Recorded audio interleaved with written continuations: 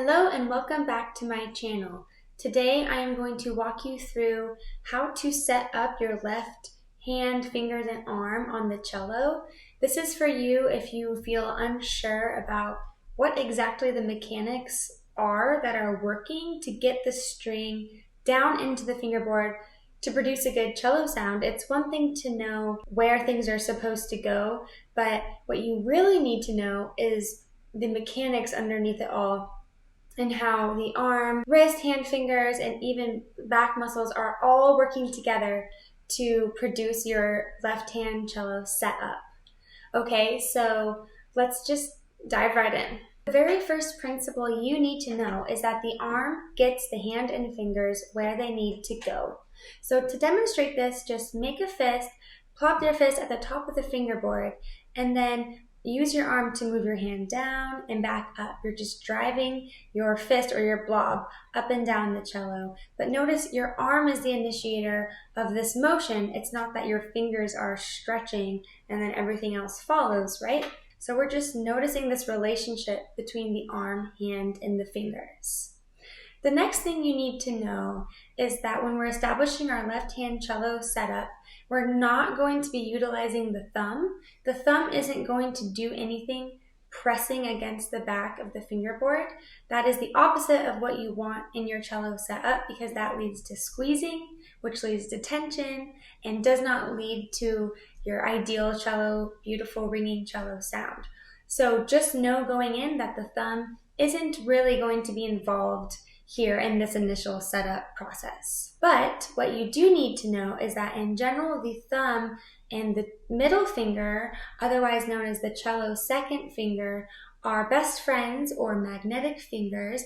And so even though we're not engaging the thumb, you want the thumb hovering behind that middle finger, simply because that's just most natural. If you pick up a glass of water, where does your thumb end up usually going?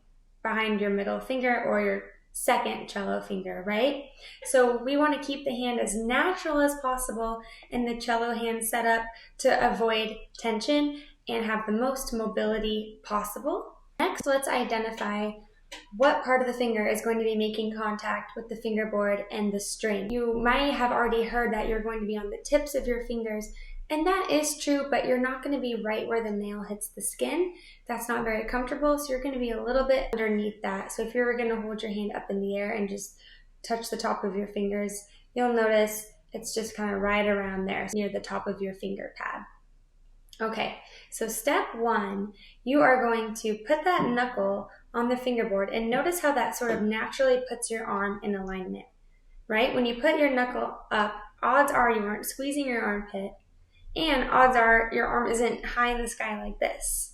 And we just want a natural angle from our pinky through our wrist to our elbow. See how this is all one nice even plane? There's not a hump and there's not breakage.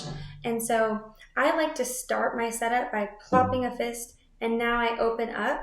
And what you're going to do is put those tops of the finger pads in between the D and G string on the fingerboard, okay? And what you'll notice is I'm not flat because I'm on those tops of the finger pads, and I'm in between the D and the G string. So that creates this little pocket of air underneath my hand and my fingers. You'll notice my joints are round and flexible. Nothing's tight as of now, and it just looks like a nice little arch from my elbow all the way down to my fingers. My thumb is loose and hovering behind my second cello finger or my middle finger. And so that is step one. So to repeat step one, you put your fist up on the fingerboard, then open up your hand and balance the tops of the finger pads in between the D and G string on the fingerboard.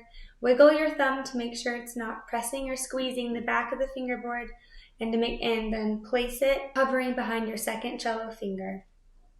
Now, I want you to pull on against the inside of the string. See how I'm sort of gripping or clinging the inside of the D string and pulling it to the side with my fingers. That is this feeling that I want you to feel when you're playing the cello. So rather than the pressing down and squeezing so much, it's really more of that grip and pull on the inside of the D string.